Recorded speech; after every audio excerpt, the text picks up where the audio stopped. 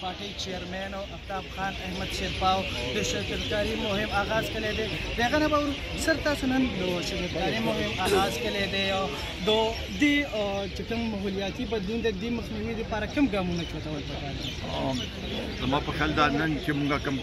قدم کېښودو دا د قوم ته د ملک ته موږ دا خول غوښتل چې زموږ سره تشویش دی دا کم موسمیاتي تبدیلي چې راغلې ده او د هوا چې زموږ دلته دې کې آلودګي ده او د ښار کې چې کوم مشکلات دي خلکو ته ساه اخیستو کې نو دا په دې ټولې صوبه کې دا صورت حال دی د دې لپاره دا ضروري ده چې موږ په دې ملک کې زیات نه زیات شجرکاري وکړو اونو کرو او دا اونو کټای چې دا ځنګلات رسته د کمیږي چې هغه باندې هغه قدم موچت شي او ورسره دلته دا کوم طریقې سره چې زمونږ مخکې دا بلین ټری سونامي یو پروجیکټ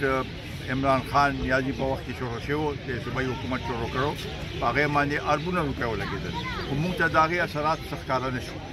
یعنې 10 کاله کې پکار دی چې اوس هغه د هغې اثرات راغلي وي موږ ته مخامخ شوي وي خو دا یو ډېر لوی سکیم او یو ډېر لوی فراډ دی قوم سره او د دې پوره انکوایري پکار ده اوس موږ غواړو چې قوم دې پخپله مخامخ شي او هر یو کس دی په دې کې حصه واخلي د سکول بچي په کالجونو کې مختلفو ادارو کې او نور هر ځای کې په هر یو کلي کې چې خلک سوشل هغې دپاره ورته روزي او په دې کې هغه واخلي حصه واخلي نو ان شاء الله تعالی دې سره به